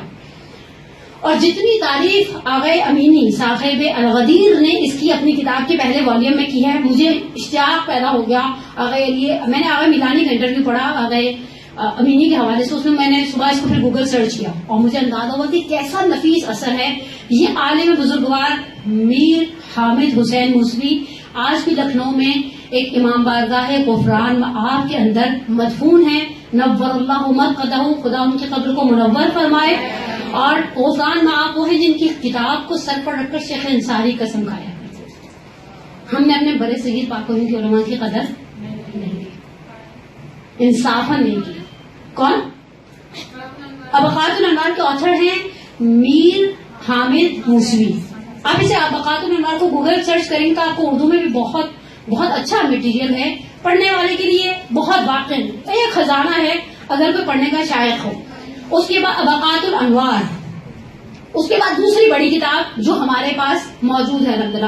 اچھا, یہ اردو میں اس کا ترجمہ خلاصۃ الغدیر, ناشر ہیں مؤسسہ اسلامیہ پاکستان. کہاں کی پرنٹ کی ہوئے پتہ نہیں, کہاں کی پرنٹ کی ہوئی ہے, لیکن ہے ہمارے پاس یہیں کی الاصل اسلامی سینٹر لاہور سے پرنٹ ہوئی ہے یہ کتاب. اس کا خاص بک ڈپو پر بھی موجود ہے.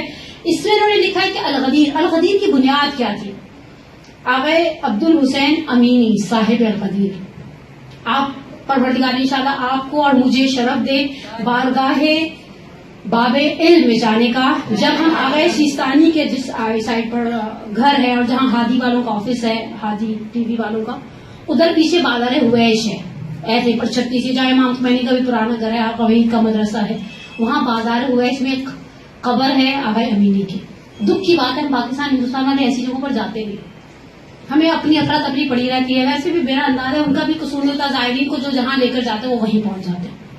اس سے زیادہ وہ ایفرٹ خود سے پرسنلی نہیں کرتے, اور تھوڑا ایگزاسٹ بھی ہو جاتے ہیں. ہیڈیک والے دن ہوتے ہیں. نجف سب سے زیادہ مظلوم اس اعتبار سے ہوتا ہے, لوگوں نے کوفہ اور سہلا بھی جانا ہوتا ہے, وادی السلام بھی جانا ہوتا ہے, خود مولا کے پاس بھی دل ہوتا ہے کہ انسان اس امیر کی بارگاہ میں نے پہلی مرتبہ جب یعنی صدام کے زمانے کا جب میں جا رہی تھی 2 سال پہلے 1 سال کے لیے رہنے کے لیے, تو میں نے اپنے کسی نجف کی پیدائش استاد سے پوچھا. میں نے کہا آغا انسان, آغا محدث نے کہا ہے جب جائے بارگاہ مرمومی میں تو قصیدہ ازدیہ پڑھے. آپ مجھے وہ قصیدہ ازدیہ بڑا لمبا, اس کی عربی بھی بڑی خوش کیا, اور آپ کو پتا ہے آپ ساری خواتین کی طرح مجھے بھی خشک اور لمبے کام کرنے کا شوق نہیں ہے. میں نے کہا مجھے کوئی شارٹ کٹ بتا دے ایسا جو میں جا کر پڑھوں میرا دل ٹھنڈا. اچھا مزے کی بات ہے, آپ قصیدہ ازدیہ کو ایک طرف رکھیں, سب سے آسان چیز زیارت امین اللہ ہے. زیارت امین اللہ زیارت نہیں ہے, محبت کا اظہار ہے. آپ نے کبھی کبھی آنکھیں بند کر کے تصور کرتے ہیں جب یہ قبر نہیں تھی, قبہ نہیں تھا, ایک ٹیلا تھا. امام سجاد گھوڑے کی پشت پر مدینہ سے بیٹھ کر یہاں آتے تھے اور اپنے داہنے رخسار کو ٹیلے پر رکھتے تھے.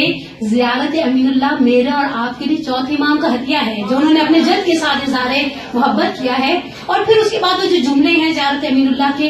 لیکن بہرحال امیر المومنین کی بارگاہ میں یہ آغا امینی جو دفن ہیں بازار حویش میں مولا کے حرم کے ساتھ وابستہ, بہت مقام ہے آغا امینی کا. آغا امینی چاہتے تھے غدیریہ کمپائل کریں. غدیریہ میں نے ابھی آپ کو یہ ایکسپلین کیا, وہ اشعار جو غدیر کی شان میں کہے گئے ہیں. کمال یہ ہے انہوں نے لکھنے کھڑے ہوئے تھے غدیریہ کمپائل کرنے, اشعار کمپائل کرنے, لیکن انہیں احساس ہوا, پہلی کمی محسوس ہوئی کہ نجف میں کوئی بڑا کتاب خانہ نہیں ہے. انہوں نے اس کے لیے قدم بڑھایا. اچھا جب ہم کہتے ہیں نا قدم بڑھایا تو ہم یہ سوچتے ہیں کہ علماء کے پاس کتابیں لاواز سے آ جاتی ہیں. میں نے اپنی گناہگار آنکھوں سے آغا مرشد نجفی کا وہ کتاب خانہ جو قم میں ہے اور ایشیا کی شاید دوسری یا تیسری سب سے بڑی لائبریری ہے, اس کے اندر کتابوں کے کارنرز پر کچھ جملے لکھے ہوئے ہیں, ہائی لائٹ کیا ہوا ہے, شیشے کے کیسز میں رکھا ہوا ہے. میں نے 6 مہینے نجف کے اطراف میں دن رات چاول کوٹے اور جو پیسے ملے اس سے یہ کتاب پڑھی. ہم تک میں کبھی آج میں صبح اس کو دیکھ کے سوچی, میرے پاس الحمدللہ پوری الغدیر بھی ہے, اس کے 11 والیومز چھپے ہوئے ہیں, 20 والیومز ہیں جن میں سے 9 والیومز ابھی تک پرنٹ ہی نہیں ہوئے. اور آغا کو دنیا سے گئے ہوئے 40 سال ہوئے. آغا امینی کو دنیا سے گئے ہوئے 40 سال ہو گئے. اچھا جب زندہ تھے ہر مقام پر ایک کام تھا, دفاع ولایت محمودی, اور اس قدر خدمتیں کی ہیں ولایت کے بعد میں. آغا امینی نے صاحب القدیر نے ایک مقام پر ملتا ہے کہ میں یادداشتیں پڑھی تھی, میں نے کیا ایک یادنامہ پڑھا آغا رضا حکیمی کا, دوسرا یادنامہ ڈھونڈتی رہی ڈاکٹر جعفر شہیدی, استاد سید مرحوم جعفر شہیدی کا, وہ مجھے ملا نہیں, گوگل پر بھی نہیں ملا, لیکن اس کے اندر ایک جملہ نقل کیا گیا, کسی ایئرپورٹ پر کھڑے تھے, انہوں نے مصر کا سفر کیا, انہوں نے انڈیا کا سفر کیا, اور انڈیا کے اندر اتنی شدید ٹیمپریچر میں سفر کیا, 17 گھنٹے مسلسل مطالعہ. لکھنؤ گئے, علی گڑھ گئے, رامپور گئے, پتہ نہیں کون سے, جہاں ان کو پتہ چلتا نا وہاں پر ایک خطی کتاب ہے, وہ وہاں پہنچ جاتے تھے. آپ نے کبھی سوچا ان لوگوں کی فیملیز کتنا سفر کرتی ہوں گی؟ میں آپ سے ایک سوال کرتی ہوں, میں ایسی فیملی سے بات کر ملی ہوں, محسن ملت مرحوم صفدر حسین نجفی صاحب کی اہلیہ جب تک حیات تھی ان کی ہمیشہ پڑھنے جاتی تھی, مجھے بھی یاد ہے, میں کبھی سوچتی تھی ان کی فیملیز کتنا, ان کے بچے کتنا سفر کرتے ہوں گے, ان کی بیویاں کتنا سفر کرتی ہوں گی. ان کا ایک بیٹا جبے پر شہید ہو گیا تھا, محسن ملت موجود نہیں تھے, ان کی صاحبزادی کی شادی تھی, محسن ملت موجود نہیں تھے. یعنی یہ لوگ, ان کی فیملی سفر کرتی ہیں, یہ خود مشکلات سے آتے ہیں صرف کس لیے کہ یہ ہمارے تک پہنچایا جائے. لیکن جتنا انٹرسٹ ہم کوکنگ وتھ فائزہ کو دیتے ہیں, جتنا انٹرسٹ ہم کوکنگ وتھ زبیدہ طارق مرحومہ کو دیتے ہیں, اس سے 10واں حصہ بھی ہم اس کے لیے نہیں نکالتے اپنے لیے وقت. میں صرف 4 یا 5 شکوے آپ کے ساتھ شیئر کروں, بات ختم. میں نے اپنی دونوں کتابیں سمیٹ لی. مولا صرف عبد الحسین امینی کے نہیں تھے جنہوں نے اس طرح سے اپنی زندگی کے 40 سال لگائے, اور 40 سال کس طرح سے لگائے, دن اور رات نہیں دیکھا. نجف کی بعض مختصر سی لائبریریوں میں لائبریری نے باہر سے لاک کر کے چلا جاتا تھا, روٹی کا ایک ٹکڑا اور پانی کی ایک بوتل کے ساتھ. اور پھر انہوں نے محنت کی. میں ان کی قبر کے اوپر ایک مقالہ پڑھی تھی, اس میں لکھا تھا, تصویریں مختلف لگی ہوئی ان کی مقبرے کے اندر, وہاں بیٹھتے ہیں رانی اور فاتحہ اور یاسین وغیرہ ختم پڑھتے ہیں, ان کے لیے سارے ثواب کرتے. مولا ان کے تھے, مولا میرے بھی تھے. آغا علی میلانی کا جملہ بہت پیارا لگا, کہا صرف عشق نہیں تھا, سوز تھا, درد تھا, مولا کے درد کا احساس تھا. مولا کیا گزر گئی آپ پر, اس طرح سے آپ کے حق کو جھٹلایا گیا. کمال کیا ہے, اہل سنت میں آج تک کوئی جرت نہیں کر سکا آپ کے الغدیر کی ایک صفحے کی رد لے کر آئے. جتنی حدیثوں کا کلیکشن ہے سب اہل سنت کی کتابوں سے, جتنی حدیثوں, یعنی انہوں نے اپنی اگر کمیٹیاں بھی بٹھائی ہیں نا تو کمیٹیاں اس ایک فرد واحد کی زحمتوں کے مقابلے میں خاموش ہیں. 40 سال آنکھ میں پیرالائز ہو گئے تھے, 2 سال کینسر کی بیماری سے مرے. صاحب ابقات الانوار بھی اور صاحب الغدیر علامہ امینی بھی, انہوں نے بھی زندگی کا آخری کچھ حصہ بستر پر گزارا. انہوں نے اپنی زندگی 2 سال ایسے تھے کروٹ بدلوائی جاتی تھی, ان کے صاحبزادے نقل کرتے. یادنامے میں کہتے ہیں ایک مرتبہ کسی ایئرپورٹ پر تھے, ایک مومن نہیں آیا, ایک سنی آیا, اور اس نے آ کر کہا آپ عبد الحسین امینی. اب سوشل میڈیا کا زمانہ نہیں تھا, لوگ چہروں سے پہچانتے بھی نہیں تھے علماء کو, اور آ کر ایک جملہ کہا کہ میرے پاس ٹائم نہیں ہے, بورڈنگ ہو چکی ہے, میرے پاس 6 یا 7 منٹ ہے, میں آپ سے ایک سوال کرتا ہوں, جواب دیں. دیکھیں جو مدافع ہے, جو صرف میں کبھی سوچوں, میں اپنی جگہ پہ سوچ رہی تھی صبح, مجھے واقعی گرد تھا, میں نے کہا مولا مدافع نہیں, ہم سے محبت کرتے ہیں اور مانگنے والے ہیں. میرا اور آپ کا اس سے زیادہ کا کوئی ریلیشن شپ نہیں ہے کہ میں نے آپ کے لیے ایفرٹ کی ہو. میں کہوں میں بڑی خوشی سے وہاں میں نے ہاتھ پیر لائے, میں نے زحمت اٹھائی, ہم غدیر والی میکسیمم محنت کرتے ہیں, 4 چیزیں لگا لیتے ہیں اور چل پڑتے ہیں میلادوں کے اندر اور سمجھتے ہیں ہم نے بڑا تیر مار دیا. ایک روزہ رکھ لیتے ہیں تو ہم سمجھتے ہیں ہم نے بڑا تیر مار دیا. ہم نے ولایت کے لیے کیا کیا؟ آغا امینی کھڑے تھے, آغا کی بھی شاید بورڈنگ ہوئی تھی نہیں ہوئی تھی مجھے نہیں پتا, سامنے والی پارٹی کے ہو چکے تھے.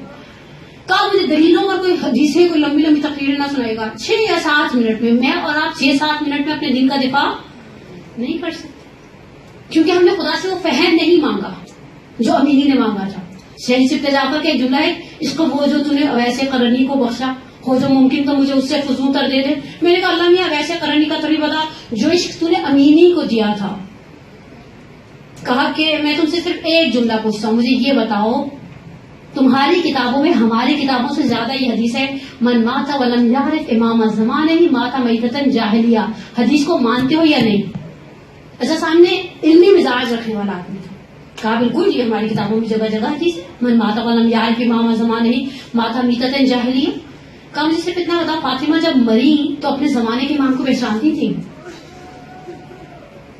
قربان ہو جاؤں اس فہم پر, اس درایت پر, اس توجہ پر, اس فضل پر.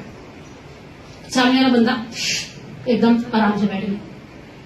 ایک اور جملہ اور بات ختم, میرا وقت بھی ختم ہو گیا. نجف میں کسی سنی عالم دین کی لائبریری میں گئے, پتا چلا اس نے بڑی کلیکشن جمع کر کے رکھی ہے مولا کی سے متعلق کتابوں پر. گئے لائبریری کو وزٹ کیا.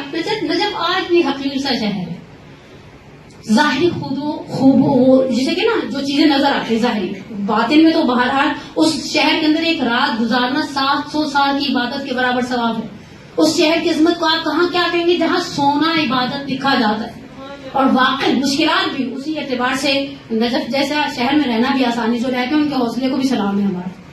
لیکن بہرحال کہا کہ لائبریری دیکھی, وزٹ کی, بڑا اچھا لگا. کہا کہ اچھا میں جا رہا ہوں اور میں جانے سے پہلے آپ سے ایک چھوٹی سی فیور چاہتا ہوں. انسان آتے نا بعض اوقات ہم کسی کے گھر پہلی دفعہ جاتے ہیں, وہ لوگ بچوں کو نہیں دیتے, دیکھا نہیں آپ نے, نئے بچے کو دیتے, پرانے بچے بیچارے سانسی کنکری مبتلا ہو جاتے ہیں. آج کل وہ ویڈیو دیکھیں جو وائرل ہوئی ہے کہ جو آتا ہے وہ اس بچے کو گفٹ دے کر چلا جاتا ہے, مجھے کیوں کوئی کچھ نہیں دیتا, اور امی بیچاری کو وہ نکالنے کے چکر میں آ گئی, بچی کی امی پیسے کھا گئی ہیں. لیکن کہا کہ میں چاہتا ہوں ایک مانوی ہدیہ لے کر جاؤں. لائبریری کے مالک سنی عالم نے کہا کیا چاہتے ہیں؟ کہا آپ نے اتنی کتابیں پڑھی ہیں, ظاہر بات ہے ڈیکوریشن پیس کے بھی تو نہیں رکھی نا, آپ مجھے ایک حدیث ایسی سنائیں جو آپ کے نزدیک رسول کی زبان سے سب سے بہترین فضیلت ہے علی کی بارگاہ میں, علی کے حق میں. سنی عالم بیچارے چپ کر گئے. تھوڑی دیر بعد کہا کہ اللہ کے رسول نے ایک جملہ کہا ہے, ہماری کتابوں میں بھی ہے, تمہاری کتابوں میں بھی ہے, الحق مال علی والعلی مال حق. حق علی کے ساتھ ہے, علی حق کے ساتھ ہے. اچھا اس کے بعد ایک اور سینٹینس ہے, پروردگارا جدھر جدھر حق جائے دار الحق ہے. جدھر ادھر ادھر علی کو پھیر دے. میرے خیال میں یہ سب سے بڑی فضیلت ہے جو علی کی شان میں رضوان رسالت رسول اللہ ہے. علامہ امینی نے ایک جملہ کہا سنی عالم سے, کہا کہ مزے کی بات یہ ہے کہ آپ نے عمار اور علی کو ترازو کے ایک پلڑے میں کھڑا کر دیا. ہماری اور تمہاری کتابوں میں ہے الحق مال عمار والعمار مال حق. حق عمار کے ساتھ ہے, عمار حق کے ساتھ ہے. خدائے جدھر جدھر حق جائے عمار کو ادھر ادھر بھیج دے. اب یہ سنی عالم بیچارہ تھوڑا جیسے کہ نا کان کھڑے ہو گئے, چوکس ہو گیا کہ سامنے ہلکی چیز نہیں ہے. اس کے 4 بیٹے تھے سنی عالم, چاروں کو بلایا اور کہا کہ آج ہمارے مکتبے میں کوئی ایسا آیا جس سے کچھ لینا چاہیے. اور آغا سے کہا آپ ایک حدیث سنائیں. آپ نے تو میری کو ریفیوز کر دیا نا, اب آپ سنا دیں تاکہ مجھے پتا چلے کہ زبان رسالت سے کون سی بہترین فضیلت ہے جو علی مرتضیٰ کی بیان ہوئی ہے. کہا آدھی حدیث وہی جو تم نے نقل کی, الحق مال علی والعلی مال حق. اگلا سینٹینس میرا الگ ہے, تمہارا الگ ہے. تم کہتے ہو خدایا جدھر جدھر حق پھرے ادھر ادھر علی کو پھیر دے. اللہ کے رسول نے کہا جدھر جدھر علی مڑے تو حق کو ادھر موڑ دے. کہا یہ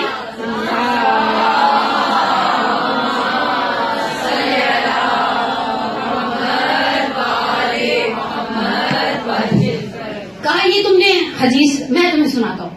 یہ اس مقام علمی کے ساتھ بات ختم ہو گئی. پروردگار اس غدیر کی برکتوں سے آپ کو اور مجھے بھی نوازے. ایک آخری جملہ سنتی جائیے, ایک جملہ مرحوم امینی کے حوالے سے. آغا امینی کا انتقال ہوا, بستر میں تھے, بیمار. تشییع جنازہ تہران میں ہوئی, تشییع جنازہ کاظمین میں ہوئی, تشییع جنازہ سامرہ میں ہوئی, تشییع جنازہ کربلا میں ہوئی. جنازے کو نجف لے جایا گیا. آغا محمد رضا امینی بڑے صاحب زادے, ان کا بھی انتقال ہو گیا ہے. ساتھ ساتھ تھے جنازے کے. جنازے کو دفنانے کے بعد ان کے ایک فیملی فرینڈ تھے آ گئے تباہی، آ گئے بحر العلوم، سوری یہ سر نیم ہے، جیسے امینی بیٹے پوتے سب آگے امینی چلے گئے. کہتے ہیں بابا کے انتقال کے بعد تیسرا دن تھا، میں اپنے گھر سے درس کے لیے نکلنے لگا، آ گئے گھر کے ملازم نے آ کر کہا آ گئے بحر العلوم آئے ہیں. میرے لیے جیسے نقل کیا گیا ویسے ایز اٹ از آپ کے لیے نقل کریں. مجھے دل میں شکوا تھا کہ ابا کی زندگی میں تو بڑی دوستی تھی، آنا جانا تھا، مر گئے وہ قبرستان کے بعد آئی نہیں. یہ کوئی بات ہے؟ ہوتا ہے نا، ہم ایکسپیکٹ کرتے ہیں اپنے پیرنٹس میں خدا سے کسی کا انتقال ہو جائے تو جو بہت اچھے دوست ہوتے ہیں وہ پھر گھر پر آ کر الگ سے پرسا کے دیتے. کہا میں نے خادم سے کہا بٹھاؤ، میں گیا اور گیا تو میں نے جا کر سلام کے بعد ایک جملہ کہا. میں نے کہا آغا میں آپ کا 3 دن سے انتظار کر رہا تھا. تو قبرستان سے گھر نہیں ہے نا، جیسے آتے ہیں قریبی فیملی فرینڈز آتے ہیں وہ گھر پر آ کر بچوں کو پرساتے تھے. کہا میں نے اپنے آپ کے ساتھ عہد کیا تھا میں تمہارے پاس نہیں جاؤں گا پرسے کے لیے. ابھی بیچاروں کو تھوڑا ہوگا کیوں نہیں جاؤں گا، میں نے کون سی آپ کی بھینس چرا لی ہے. میرے الفاظ کے مطابق کہا کہ میں نے تمہارے باپ کا اور میرا 40 سال سے ساتھ تھا. تمہارا باپ عاشق تھا ولایت کا، ایسا عشق تھا. ایک دفعہ مسجد میں کسی سنی عالم نے ان کو پکڑ کر کھڑے ہو کر یہ کہہ دیا تھا کہ شیعہ جھوٹ بولتے ہیں جو کہتے ہیں ایک رات میں 1000 مرتبہ 1000 رکعت پڑھتا ہے. کہا میں تمہاری بات کا جواب دیتا ہوں، نیکسٹ ویک یہی اسی حرم رضوی کے سہن مشہد کے علماء تشیع میں بے چینی اور کھلبلی مچ گئی تھی. سب نے آخر میں سے کہا یہ کوئی باتیں کرنے والی، آپ کسی کانفرنس ہال کو بک کراتے، کوئی سیمینار کرواتے، یہ تو عوام اور خواص سب آ جائیں نا. کاٹ نہیں سکتے آپ مشہد کے صحن میں کہ آپ آئیں آپ نہ آئیں، تو سب کے لیے کھلا ہے دسترخوان والا کا. کہا جب بلا رہا ہوں تو کر کے بھی دکھاؤں گا. جب نیکسٹ ویک علماء کہتے ہیں شیعوں سے زیادہ سنی پہنچے تھے، بعض لوگ زائدان سے فلائٹس لے کر پہنچے تھے. دیکھیں کیا کرتا ہے ملی، جسے کہتے ہیں نا مدافع، دفاع کرنا اہل بیت کا. مغرب عشاء کی نماز ختم ہوئی، 1000 رکعت وہاں کھڑے ہو کر پڑھ کے دکھا دی اور کہا جب مومن پڑھ سکتا ہے امیر المومنین کس طرح سے نہیں پڑھ سکتے. اسے کہتے ہیں کرنے والے کے لیے. لیکن کہا کہ میں نے دیکھا تمہارا باپ عاشق تھا، خدا کی قسم جب تک نجف میں تھا ہر روز مولا کی زری کے سامنے کھڑے ہو کر زیارت جامع کبیرہ حفظ سے پڑھتا تھا، آنسو رخسار پر رہتے. گل گیا تمہارا باپ، انڈیا، مصر، ٹرکی، کہاں کہاں نہیں گیا، کہاں کہاں نہیں گئے. صرف اس لیے اسے کوئی بتاتا تھا وہاں ایک کتاب خطی ہے کسی کے پاس وراثت میں پہنچی، وہاں پہنچتا تھا. میں نے کہا یہ مر گیا، اس کا چیپٹر کلوز ہو گیا، اب علی کی ریاست ہے، برزخ ہے. کہا کل رات میں تمہارے باپ کی روح سے کہہ کر سویا. میرے آخری جملہ آپ کی خطر انشاءاللہ اتر جائے گی. خدا اس ولایت کی نعمت کو تعداد میں مر باقی رکھے آپ کے لیے میرے لیے. کہا کہ میں نے رات کو خواب میں تمہارے باپ کی روح سے کہا امینی آؤ دکھاؤ کیا حال ہے. یہاں تو نعمتوں سے محروم تھے، آسائشوں سے دور تھے، علی علی کرتے ہوئے مر گئے. کہا میں رات کو خواب میں سویا، بڑے سکون سے دیکھا میدان محشر اور گرمی وہی والی ہے جو روایتوں میں بیان ہوتی. کہا وسیع و عریض حوض کوثر ہے، حوض کوثر پر جام ہے چھوٹے والے کی. فنجان دیکھا اپنی راکھنوں کا چائے کا کپ، وہ چھوٹا سا ہوتا ہے، اس میں ہمارے جیسوں کا تو داڑھ بھی گری نہیں ہوتی. کہا بڑے گلاس ہیں، ہر مومن آتا ہے. مولا ایک مسند پہ آرام سے بیٹھے اور دیکھ رہے ہیں. مومن آتا ہے گرمی سے نڈھال آگے حوض کوثر دیکھتا ہے، مولا کا اذن طلب کرتا ہے اپنی ایفرٹ کے مطابق. ولایت چائے کے کپ کی مانند ہے، جتنی چینی ڈالیں گے اتنا میٹھا ہو جائے گا. ایسا نہیں ہو سکتا کہ آپ میٹھا ڈالے بغیر چمچی ہلاتے رہیں، میٹھا ہونے والا. میٹھا کرنے کے لیے آپ کو اس میں چینی ڈالنی پڑے گی. کہا میں نے دیکھا لوگ آتے ہیں، کوئی فنجان کے برابر لیتا ہے وہ چائے کا چھوٹا کپ، کوئی بڑا گلاس ہے، کوئی واز جتنا گلاس ہے، کوئی لسی والا گلاس ہے. کہا اسی اسلام میں تمہارے باپ کی روح سے توسل کر کے سویا. میں نے دور سے دیکھا تمہارا باپ آ رہا ہے. میں نے دیکھا مولا نے اپنی جگہ چھوڑ دی، آگے بڑھے، حوض کوثر کے قریب ہوئے، قبا کی آستینوں کو پلٹنا شروع کیا. وہ قربان ہو جاؤ میری. کہا حوض کوثر سے پانی کو اپنی چلو میں لیا، تمہارے باپ کے ہونٹوں سے لگا کر ایک جملہ کہا اللہم بیض وجہک کما بیض وجہی. خدا تمہاری آبرو کی حفاظت کرے. امینی تم نے زندگی میں میری آبرو کی حفاظت کرے. یہ امینی اور یہ امینی کا عشق. خدایا ہم 2 عیدوں کے درمیان ہیں، ہم 2 عیدوں کے درمیان خوشیوں کا موقع ہے خاندان پیغمبر کی. ہم نہیں جانتے ہم اس عید پر تجھ سے کیا طلب کریں. اتنی بڑی خاندان پیغمبر کی عید ہے. آپ نے دیکھے ہوں گے ارکان کی PDF میں 8ویں امام کنیزوں کو اور غلاموں کو تک ہدایہ دیا کرتے تھے. مومن کو زیب دیتا ہے اپنے گھر کو سنوارے، مومن کو زیب دیتا ہے لباس نو پہنے، مومن کو زیب دیتا ہے روزہ رکھے، مومن کو زیب دیتا ہے عیدی دے، مومن کو زیب دیتا ہے ہدیہ دے، مومن کو زیب دیتا ہے اچھا کھانا بنائے. لیکن میں مولا کائنات سے صرف ایک جملہ کو، مولا ہم امین ہی نہیں ہیں. عراق کے وزیر تعلیم نے لیٹر پیڈ پر ایک جملہ لکھ کر بھیجا تھا، میرا اکلوتا بیٹا ہے، ڈاکٹر سے جواب دے دیا ہے. شیعہ کہتے ہیں تمہاری علی کے ساتھ، تمہاری علی کے بعد بڑی آبرو ہے. میں سنی ہوں، میرا علی کے ساتھ کوئی ایسا ایسوسیشن کا رشتہ نہیں. میں تمہاری آبرو کو اس وقت مانوں گا جب تم مجھے میرا بیٹا لے کر دو. سید عبداللہ فاطمی نے روزہ نقطیاز گفتہ میں کہتے ہیں اسی لیٹر پیڈ کو اٹھایا اور پیچھے لکھ کر دیا، میں نے تمہیں خدا سے تو علی مرتضیٰ کے صدقے نے تمہارے بیٹے کی شفا لے کر دی. کہا پروٹوکول والی گاڑی کتنی دیر میں آفس میں پہنچے گی؟ 15 منٹ. کہا یہ کاغذ نہیں، یہ امینی کی آبرو ہے. اور ادھر عراق کے وزیر تعلیم کا سیکرٹری نکل کر گیا، ادھر سر پر امامہ رکھا. قریش میں تو رہتے تھے، شہر میں رہتے ہیں مولا کے. کہا امامہ رکھ کر آئے، زری کے ساتھ منہ لگا کر ایک جملہ کہا مولا ایک ڈرافٹ بھیجے. ڈرافٹ نہیں ہے، میری آبرو، میری آبرو کی حفاظت کرے گا پروردگار تجھے امینی اور امثال امینی کے آبرو کا واسطہ. ان آیات کے صدقے میں ہماری سب سے بڑی حاجت ہمارے امام کے ظہور میں تعجیل فرما، ہمارے گناہ کبیرہ صغیرہ کو معاف فرما. پروردگارہ جو بہنیں جو بیٹیاں نکلتی ہیں واقعی مشقت ہے، واقعی سختی ہے، پروردگار محمد اور محمد کے صدقے میں نیکیوں کو ہمارے لیے باقیات و صالحات میں سے قرار دے. ہم سب کا خاتمہ بالایمان فرما.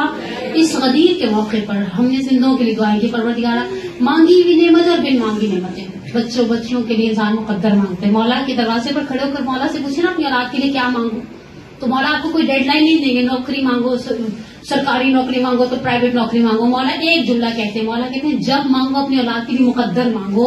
میں نے عقل والے کو مقدر والے کے پاس نوکری کرتے ہوئے دیکھا ہے. پروردگار ہمارے بچوں کے مقدر یاور فرما، ہمارے مرحومین کی مغفرت فرما، ہمارے جو لوگ دین کے خدمت گزار ہیں بحق محمد علی محمد، بحق امینی اور امثال امینی، ان کی خدمات کو اپنی بارگاہ میں قبول و منظور فرما.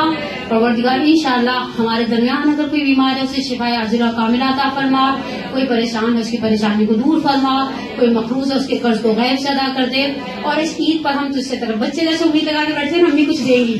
خدایا ہم تجھ سے امید ہے، تو 70 ماہوں سے بڑھ کر پیار کرنے والا ہے، تو بہترین نعمتوں سے ہمارے دامن کو بھر دے. اپنی صحت سلامتی طول عمر کے لیے اور ہمت طاقت کے لیے آپ لوگ آئے بیٹھے اتنی دیر مجھے سنا. واقعی میں آپ کی جگہ ہوتی تو سو گئی ہوتی اور خراٹوں سے آواز گونج رہی ہوتی. اپنی صحت سلامتی اور توفیقات میں اضافے کے لیے صلوات پڑھیں محمد علیہ محمد.